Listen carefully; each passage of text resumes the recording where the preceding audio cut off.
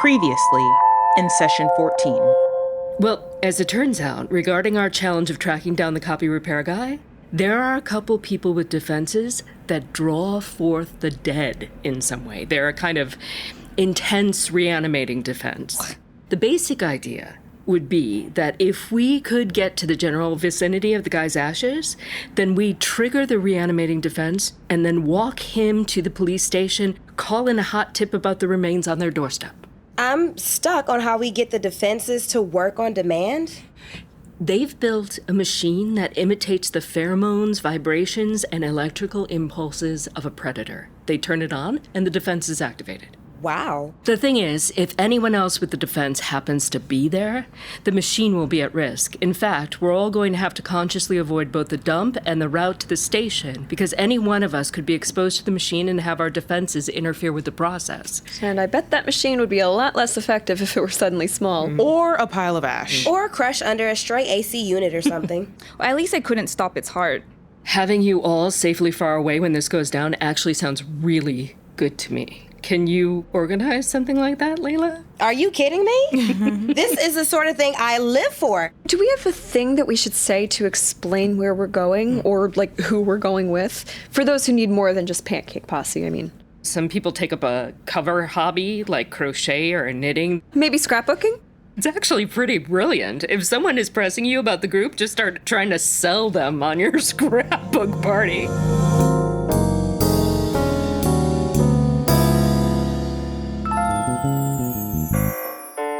Recorded live at Jalopy Theatre in Brooklyn. Messenger Theatre Company presents The Defense. This is Session 15.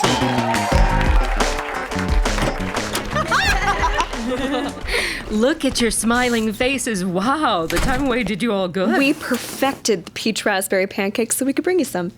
Is that what this is? Yeah, we suggest heating it up in the foil in the oven. Or just heat them up in the pan with some butter. That also works. We tried it both ways. Both are good. The oven way tends to crisp up the edges, and the pan way gives you some more butter delivery. It's also faster. It is also faster. If you wanted to be super gauche, you could just heat them up in the microwave. Ew, Maury, no. I'm not saying I recommend that way, but it is the fastest and gets the peach raspberry goodness going immediately. Eat them however you want, Kacey. Just not that way. Yeah, seriously, don't microwave them unless you absolutely have to.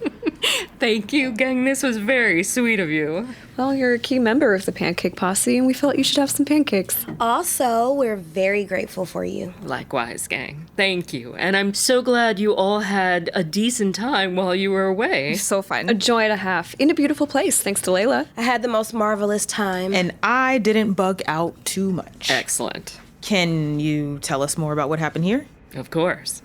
So I met with Rosemary the day before. Rosemary has the defense that pulls up the dead. The zombie defense. The necromancer defense. The wild and helpful defense. Exactly. So Rosemary was set up to go to the spot in the dump that we hoped we might find Mr. Basement's ashes with the scientists and the machine. The scientists had been confirmed to not have any defenses of their own, and they were escorted by a guide who was also without. Okay. They went in defenseless. With that one big exception. The science team was on a flatbed truck that kept its motor running, and when everyone was in place, they turned the device on and waited for it to trigger Rosemary's defense. Did it work?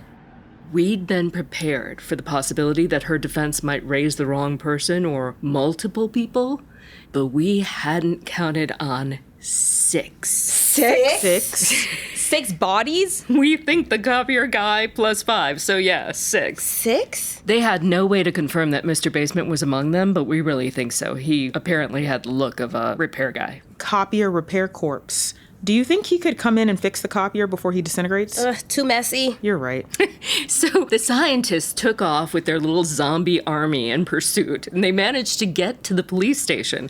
And once the zombies got close enough, the scientists turned off the machine and the zombies all collapsed on the steps. That must have been risky for the scientists. Very. Sounds like it went off as well as could be expected. I think so. Now, we just need to hope that the police will have done actual police work on the body. The police must have been entirely baffled. 6 men turn up on their doorstep and instantly drop dead? And once they got a report from the medical examiner, they're going to be even more baffled because some of these guys are bound to have been dead for quite some time. What if we found some other predators in this excavation, like others that the defense took care of? That would be amazing. Should we worry about being exposed, though? I mean, there's a lot they're not going to be able to explain in this scenario. It's true that it will create a kind of enticing mystery for those who like to chase down such things. Let's hope no one with a true crime podcast finds out about it.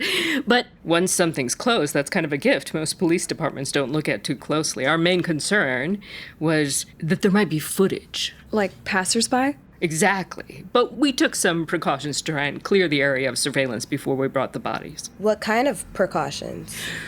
We struggled for a while about what to do because, these days everyone's a documentarian. You can't take people's phones from them. So what did you do? We sent someone ahead of the truck with a clipboard and a lab coat, and they warned everyone they saw that a Faraday surge was about to happen in the area. And they were worried it might damage phones or cameras in the immediate vicinity. People took themselves right out of it. Is that a real thing? No, not really. But some people have heard of Faraday cages and bags and stuff, so it sounds believable. When do you think we'll know something about the medical examiner's reports? We hope soon. But since none of it is connected to a particular case yet, there's probably no rush on their end if they're doing it at all. Oh, they have to do something about it. Well, they don't have to, at all, since it's not connected to any of their cases, to their knowledge. But there were 6 bodies that showed up on their doorstep. I find it hard to imagine what they'd do with them without sending them to the examiner. I used to be so grateful to just leave dust behind. I'm still envious of that particular quality. My defense can be so gruesome sometimes. I'm envious of yours too, Bria. No blood. They bleed sometimes when they hit the ground. Oh, sure. Right. I was just imagining them gently clutching their chests and expiring. Sometimes. But, it depends. You don't envy my defense? Oh, of course I do. It's just such a different quality. I'm just teasing. I envy all of you, too. Your defenses don't leave behind small, angry people to deal with. Things to be grateful for. Exactly. So the perspective of the greater organization is that this mission was a success, even without the examiner results? Absolutely. Listen, even if we can't ease the minds of Mr. Basement's victims, we will have harnessed the power of a defense in the service of helping other women. It's not easy, and it took a lot of teams working together, but it brings us to a new era. What do you mean by new era? The defense has always been entirely reactive. It's a thing that happens to us when something is done to us or attempted on us or someone near us. What I mean is we don't have any authority over the defense. This event moves us into an era in which we can shape our world a little bit to take hold of it and do things ourselves. That's so neat. I think so too. Just means that maybe we could do more than just react to bad things that almost happened to us. That's something that's always made me feel sort of passive, I'm not crazy about that. I'm ready to do things. Hell yeah. Wow, Kacey, look at you. You're like glowing. It's all got me a little fired up, I guess. I'm sorry, this group is really meant for you. I'm not here to get fired up. No, I like you fired up. It makes me want to join you. Let's go get them. There's nothing to do yet, but we are working on it, and it is very exciting. Sounds like it. How was the scrapbooking retreat? Scrapbooking? Your retreat, by the way. Oh my God, right. Scrapbooking. Yeah, I forgot about that, I guess, because I didn't have to use it. I did. My friends are so nosy. Hopefully not into scrapbooking, though. No, gratefully, no. They think it's super weird, but they understand obligation. You don't have to show them a scrapbook, do you? Oh, Lord, no. And if they asked for it, I'll just tell them I made sure there was no evidence of it. If I have to at some point, I will be using that same tactic. Well, I haven't seen them yet, so I'll let you know how it goes. So you all did not have to resort to actual scrapbooking at your retreat then? God, no. There was a jigsaw puzzle in the house that we did. Nice. We did some paddling around the lake. And some walking around the lake. And some drinking around the lake. And just sitting around the lake. There was this dock. It was like a movie dock, perfectly placed for sunsets. It was like the perfect size for the 4 of us. There were even chairs. If we'd been there any longer, cocktails at sunset would have turned into a real tradition. Sounds marvelous. Anything happened that I should know about? My goodness, I almost forgot. I did too. Wow, that's never happened before. What happened? A couple of things. I went out for an early morning run on Sunday, and when I rounded the corner, this tiny park ranger just stepped out onto the path. Tiny park ranger? Yep. And at first I thought he was just naturally tiny, but the way he was raging made me a little suspicious. So I asked him, what he'd been up to, what he thought he was going to do, and he shouted, "Nothing! I just wanted to talk. Can't a man talk to a good-looking young woman anymore? And that's when I realized I must have smalled him without even seeing him. He must have been lurking, maybe waiting to, Talk to me? Yeah, I think. It's just, it really was like he just appeared. And it made me wonder if maybe the first time at the library wasn't the first time my defense kicked in, just the first time I noticed it. Interesting. So I've been trying to remember if I'd ever seen smalled men before. So far, I'm coming up short. Short. I did not mean to do that. I know, that's what makes it so funny. Short, yes. Right, anyway, so I haven't remembered anything, but partly I think I wouldn't have thought anything of it. That's interesting for many of us because we might not have noticed the connection right away. Funny you should say that because it happened to me out there by the lake as well. No. Maybe it's how easy it is to hide behind a tree or whatever. I don't know, but I was out for a walk and I heard a tree branch falling, turned around to see it, and it was my defense. There were 2 predators next to this lake. My God, where did you all go? Predator Lake. Do you think maybe that was a mistake? No, it's not really called that, is it? God, no. It's called Zephyr Lake. Zephyr Lake, aka Predator Lake. Were there more or just the 2? Just the 2 that we're aware of? That's probably enough. Probably. Have you all just solved some unsolved crimes? Oh, wow, we could have. We could check the papers for missing people or crimes or whatever. I mean, given that you took 2 of them down, it would seem likely. It's interesting that they only came out when we were alone. We were out together most of the time. I never went out alone, and I don't think you did either, Bria, right? In the woods? By myself? Absolutely not. Never in a million years. Though I could now. I could. I don't object to anyone else playing Little Red Riding Hood and picking wildflowers in the woods alone, but that idea freaks me out. With good reason, it turns out. Yeah, it turns out. At least when you're at Predator Lake. Well, now you 2 have cleared it up for me, though. I could strap on a red hood and skip happily through the forest. You wouldn't. No, I wouldn't. In your pre-defense years, that instinct was pretty wise, it would seem. Still wise now. Animals probably don't trigger the defense. True. Especially not the creepy, crawly little slug-like things that I know for sure wouldn't hurt me, but somehow I still find terrifying. True, I know of no slug-triggered defense. So defense or no defense, no forest rambling for me. But Bria, God made the slugs just like he made you. Don't try and use my religion against me, Ash Girl. All right, heart attack queen. As you can see, Kacey, we have moved into the affectionate name-calling stage, but have not yet figured out less obvious name-calling. Nicknames aren't a terrible idea. Yeah, maybe we need scrapbook-related names, huh? None of us know a darn thing about scrapbooking, so it'll be a little tricky. I'll do some research. We can try some stuff out, see what will stick. Isn't sticking things part of scrapbooking? True. But research is not at all necessary. Unnecessary research, you say? I have already begun. And I will also be searching for mysterious goings-ons at Predator Lake. Wait, this is a thing we could do, isn't it? What, research? No, well, yes, but of areas where women have gone missing or something. Oh, I see where you're going with this. But I mean, we don't have to do it on purpose, but we did end up at Predator Lake. Poor Zephyr. It'll reclaim Zephyr Lake soon, we hope. But you know, we could see if there's a place we should hang out at, and if we happen to also help save a few women, that's a big bonus, right? I mean, between the 2 of you, we've just made Zephyr Lake an infinitely safer place for women. That's amazing.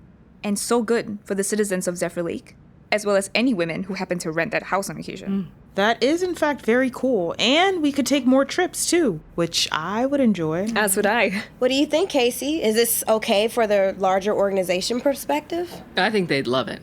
I mean, not everyone, of course. There's a faction who just want to put their heads down and hope to never need their defenses again. But they are really in the minority. The majority is looking for every opportunity to make use of our particular skills. I'll talk to them about it. It might be scalable. Scalable? Like, we could have groups researching near wherever they are and traveling to see if they can help. We could have squads, really. Yup, look at us, changing things, making a difference. So exciting. And if we tap into the Mona Lisa network, they could really streamline that research stage. I haven't seen my Mona Lisa, by the way, so I haven't heard anything about this week's operation from her. I'll be very curious to hear what she says. Me too. We don't care. Nope, not at all. Just not interested. Inside scoop at the police station, romance details, psh, who cares? I'm so delighted at the lightness that seems to have crept into your experience on your weekend. It suggests a real growth stage in your journeys. We are light as a feather. Stiff as a board. Did you play ghost games in church, Bria? Weren't those the Devil's Games? You'll be surprised, actually, at the trouble we could get up to. I'm imagining some really interesting lock-ins. Ugh, I longed for a lock-in as a child. It sounded so fun. We spent most of the time trying to keep the dorkiest boys from creeping on us. Wasn't it like endless flirtation? The boys we wanted to be locked in with us were not. The boys who were, well, let's just say some of them probably grew up to experience someone's defense at some point. All my fantasies are fading so quickly. We were just part of some marketing campaign, not on purpose. We were there, we talked about it. Yeah, and it's just like, it's a thing you all shared. It's a social event altogether. Like, even if it was miserable, it could still be a little fun, maybe. The lock-ins were highly supervised. If you've ever had to have fun under close observation, you know how fun those nights were. No, we played the games at sleepovers after the parents had gone to bed. Girls gone devil wild. So wild. One time, a girl brought over a Ouija board. We went bananas. Did you get results? We got as far as getting a name, but then we freaked out and chucked the board into the creek. What was the name? Hayden. Hayden. It was the name of a kid from our school who drowned during the summer. Creepy. Yeah, we were pretty freaked. Sorry, Kacey, none of this is defense related. It doesn't need to be. We're here to support each other, and you've all been doing exactly that. I don't think this group is ready to graduate. Graduate. Yeah. We graduate a group when you no longer need a facilitator. We need to. Well, I won't disappear when you graduate. I'll be available for whatever you need, whenever you need me. But we'll just shift a bit, be slightly less formal. Ugh, change. The change has already begun. You are the pancake posse, not the defense support group anymore. You solve your own dilemmas, you discuss your own encounters with the defense, and support each other. That is all a group is. We do all of that. And you'll notice we've all done a lot less decompressing about defense events or questions of morality lately. It's a good sign. And once we've graduated you can start the process of facilitating your own groups, if that appeals to you. You mean we become the you to another group? Yep, No, truly. I'm too young. Not really. You have acres of experience compared to someone encountering their defense for the first time. But there's no hurry. It's not required in any way. Just know it's available to you, and that I found it very rewarding, so I recommend it. Is there a ceremony? I mean, if we're calling it a graduation. There is, actually. I'll introduce you to a wider circle of the community, and there's a little ceremony to welcome you. Aw, little ceremony. No caps or gowns, though, right? Nope, no cap, no gown. We'll just give you a little knick-knack to mark the moment and have a fun receiving line where you'll meet a lot of others very quickly. Like a wedding? Like a wedding where you don't yet know any of the guests. Not like most weddings then. Almost. When do we do this? I don't know yet. I hadn't planned on talking to you about it today, but it's just so apparent that you're ready. I'll consult with everybody and then I'll let you know. Soonish, probably. Because you are ready, whether you feel yourself so or not. Graduation coming. I think you all will enjoy it. Okay. So I think we're set for the day unless there's any last things you have to discuss. I'm sad this is gonna end. It's just going to shift. Don't worry. And if you want to meet here without me every week, you can. Though I suspect you're going to meet in a place where there are pancakes. We just might. Okay. Affirmation? I'm safe, but I'm not safe for everyone.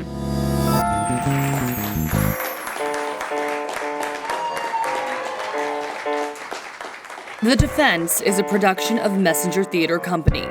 It is performed by Marcella Adams as Leila, Amber Jessie as Mari, Cosmic Kitty as Bria, Kristen Vaughan as Kacey, and Toni Watterson as Lori. The writer-director is Emily Rainbow Davis. Sound design by Matt Powell. Sound engineering by Daniel Massey. Sound assistance by Angela Santillo. Stage management by Ella Lieberman. The producer is Melvin Yen. The defense theme is by Scott Ethier. I'm Jacki Jing. I'm safe, but I'm not safe for everyone.